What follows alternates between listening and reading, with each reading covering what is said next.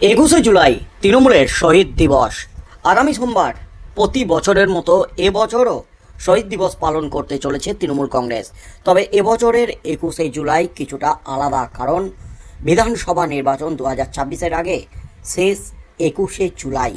আর এই শেষ 21শে জুলাইয়ের আগে তৃণমূল কংগ্রেস নিজেদের শক্তি পরীক্ষায় রীতিমতো তৈরি। প্রচার চলছে জোর কদমে, যাতে লক্ষ লক্ষ মানুষ এবং রেকর্ড জমায়েত করা যায়।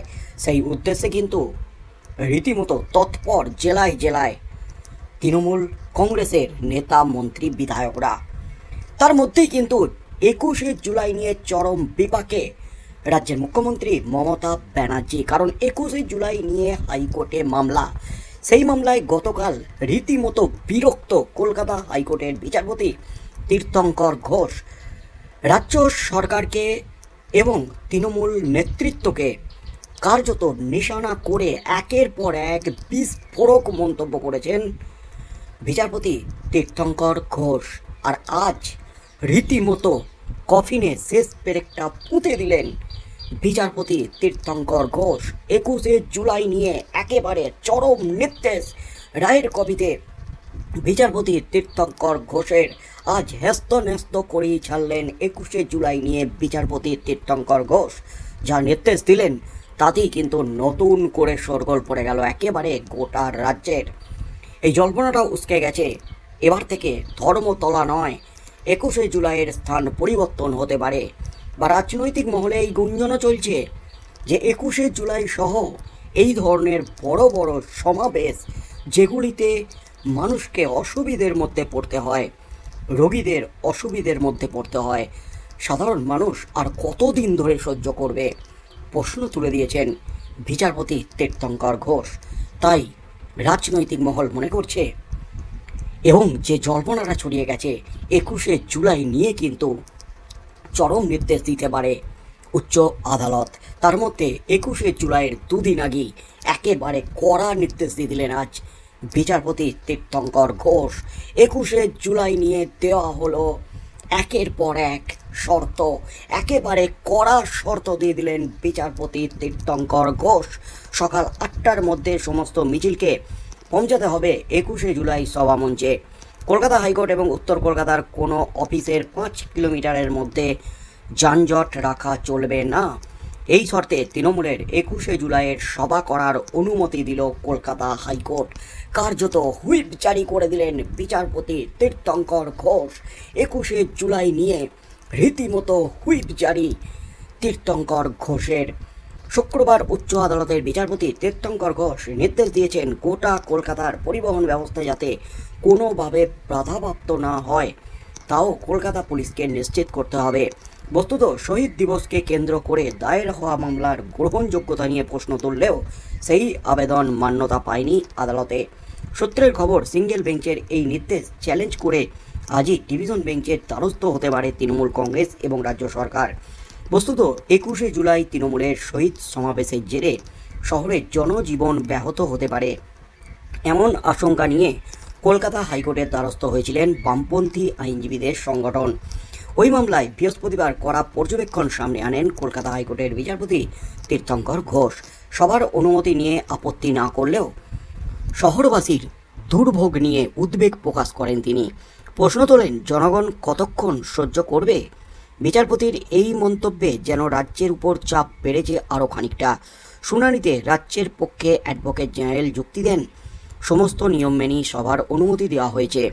প্রধানমন্ত্রী বা রাষ্ট্রপতির সফরেও এমন ট্রাফিক বিধিনিষেধ থাকে। এই সভা তো গত 3 দশক ধরে চলছে, কিন্তু তাতেও সন্তুষ্ট নয় আদালত। বিচারপতি পাল্টা বিরক্তি প্রকাশ করেন এবং তিনি বলেন, তাহলে কি কলকাতার পুলিশ কমিশনার মুচলেখা দেবেন যে কোনো যানজট হবে না? জনগণ কতটা সহ্য করবে সেটাও তো ভাবতে হবে। মামলাকারীর আইনজীবী শামীম আহমেদের পক্ষ থেকে হলফনামা জমা দিয়েছেন আদালতে, যেখানে বলা হয়েছে মুখ্যমন্ত্রী মমতা ব্যানার্জি গত 16 জুলাই কলেজ স্কোয়ারে থেকে ডোরিনা ক্রসিং মিছিলে পুলিশের ভূমিকা ও কলকাতার ট্রাফিক ব্যবস্থা কেমন ছিল। ট্রাফিক পুলিশের পক্ষ থেকে বহু গাড়ি ঘুরিয়ে দেওয়া হয়েছে। কেসি দাস থেকে ভিক্টোরিয়া হাউস পর্যন্ত 144 ধারা তাই সেখানে রাজনৈতিক অরাজনৈতিক সভা সমাবেশ করা যাবে না, পুলিশের পক্ষ থেকে বিজ্ঞপ্তি রয়েছে। পাশাপাশি বলা হয়েছে park, circus, school, ferry service ছুটি ঘোষণা করা হয়েছে। এরপরে বিচারপতি জানতে চান 21শে জুলাই নিয়ে পুলিশের কাছে কোনো অনুমতি নেওয়া হয়েছিল কিনা। উত্তরে অ্যাডভোকেট জেনারেল জানান নেওয়া হয়েছিল। মামলাকারীদের সংগঠন আইনি বৈধতা নিয়েও প্রশ্ন তোলেন অ্যাডভোকেট জেনারেল কিশোর দত্ত। ফলে মামলার বৈধতা নিয়েও প্রশ্ন রয়েছে। বিচারপতি প্রশ্ন করেন কত মানুষের জমায়েত হতে পারে, গাড়িগুলি, ট্রাম, বাস কোথা থেকে যাবে। উত্তর কলকাতা স্তব্ধ হয়ে যাবে। 10 লক্ষ মানুষের জমায়েত হলে কলকাতার ট্রাফিক ব্যবস্থা কি হতে পারে তা পরিষ্কার। বিচারপতি আরও বলেন হাইকোর্ট সমাবেশ বন্ধ করার পক্ষে নয়, কিন্তু মানুষ জানবেন কি করে তাদের গন্তব্যে জায়গায় পৌঁছাবেন। তৃণমূলের পক্ষ থেকে জানানো হয়েছে এটি একটি রাজনৈতিক উদ্দেশ্য প্রণোদিত মামলা। প্রচার পাওয়ার জন্যই এই ধরনের মামলা করা হয়েছে। এটা জনস্বার্থ মামলা হওয়া উচিত। অতীতে এমন কোনো ঘটনা নেই যেখানে এই দিনে যাতায়াত করতে গিয়ে কেউ বাধা পেয়েছেন অথবা আহত হয়েছেন, সেটা মামলাকারী দেখাতে পারেননি। বিচারপতি বলেন যদি কোথাও কোনো ট্রাফিক ব্যবস্থায় মানুষের সমস্যা হয় তাহলে সে দায়িত্ব নিতে হবে। কলকাতা ধর্মতলা চত্বরে বাঁশের ব্যারিকেড দিয়ে ঘিরে ফেলা হয়েছে, ব্যবস্থাপনা নিয়েও কোনো প্রশ্ন নেই। মামলাকারীরা জানান আমি বলছি পুলিশ 10 লক্ষ মানুষের জমায়েতের অনুমতি দিচ্ছে, অথচ 200 মানুষের মিছিলের অনুমতি দেয় না। পুলিশ অনুমতি চাইলে বলে ট্রাফিক ব্যবস্থার সমস্যা হবে, অথচ এক্ষেত্রে পুলিশ আগেই অনুমতি দিয়ে দিয়েছে। কেন এই দ্বিচারিতা পুলিশের? সিধু কানু ডহর কলেজের পরীক্ষা পিছিয়ে দিয়েছে। আমি এই সমাবেশের প্রতিবাদ করছি না, আদালতের কাছে অনুরোধ করছি সোমবার কাজের দিনে মানুষ তাদের কাজে যেন যোগদান করতে পারেন, আদালতেও যেন পৌঁছাতে পারেন। এই মুহূর্তের একেবারে সবচেয়ে বড় খবর, কার্যত হাত পা বেঁধে দিলেন এবার বিচারপতি তীর্থঙ্কর ঘোষ। একের পর এক কড়া নির্দেশ, বিধিনিষেধ, একের পর এক শর্ত বেঁধে দেওয়া হলো। এই 21শে জুলাই নিয়ে স্পষ্ট করে দেওয়া হয়েছে 21শে জুলাই নিয়ে মিছিল বের করতে হবে সকাল 8টার আগে। ব্যস্ত সময়ে রাস্তা বন্ধ করে এগোয় 21শে জুলাইয়ের মিছিল, সাধারণ মানুষের অসুবিধা হয়, এই অভিযোগ তুলে মামলা হয়েছিল। সেখানেই প্রশ্ন তুলেছিলেন বিচারপতি আর কতদিন সহ্য করতে হবে।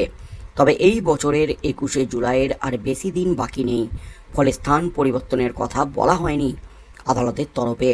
তবে হাইকোর্টের শর্ত হলো সব মিছিল 8টার আগে বের করতে হবে, সকাল 9টা থেকে 11টা পর্যন্ত, যাতে কোনো যানজট তৈরি না হয় সেদিকে নজর দেওয়ার নির্দেশ দেওয়া হয়েছে। বিশেষত হাইকোর্টের কাছে মধ্য কলকাতার 5 কিলোমিটারের মধ্যে যেন যানজট না হয় তাও দেখতে হবে পুলিশ কমিশনারকে।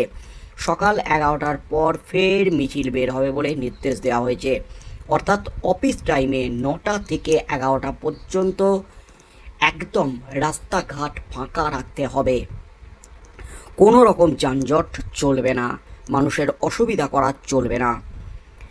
এবং মামলাকারীদের তরফে বিভিন্ন নোটিশ দেখানো হয়, সেখানে অভিযোগ করা হয় 21শে জুলাই ফেরি সার্ভিস সম্পূর্ণ বন্ধ করে দেওয়া হয়েছে।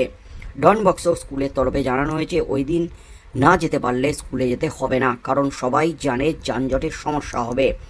তৃণমূলের আইনজীবী বিশ্বরূপ ভট্টাচার্য এদিন আবারও দাবি করেন এটা রাজনৈতিক উদ্দেশ্য প্রণোদিত মামলা। AILU all India lawyers union হলো বিশেষ রাজনৈতিক দলের সংগঠন, গুরুত্ব পাওয়ার জন্যই এই মামলা করা হয়েছে বলে দাবি করেন। তার বক্তব্য প্রতি বছর 21শে জুলাই আদালতে আসি, প্রচুর পুলিশ থাকে, পুজো তো কোনো অসুবিধা হয় না, এমনই কিন্তু দাবি করলেন তৃণমূলের পক্ষের আইনজীবী। সব মিলিয়ে কিন্তু প্রবল ধাক্কা 21শে জুলাই নিয়ে রাজ্য পুলিশ প্রশাসনের, সর্বোপরি তৃণমূল কংগ্রেসের। 21শে জুলাই নিয়ে কার্যত একাধিক শর্ত বেঁধে দিয়ে হুইপ জারি করে দিলেন বিচারপতি তীর্থঙ্কর ঘোষ। কি হতে চলেছে 21শে জুলাই? 21শে জুলাই যে শর্ত বেঁধে দেওয়া হয়েছে সেই শর্ত কি যথাযথভাবে পালন করতে পারবে পুলিশ প্রশাসন? কি হতে চলেছে সেদিকে চোখ থাকবে গোটা রাজ্যের।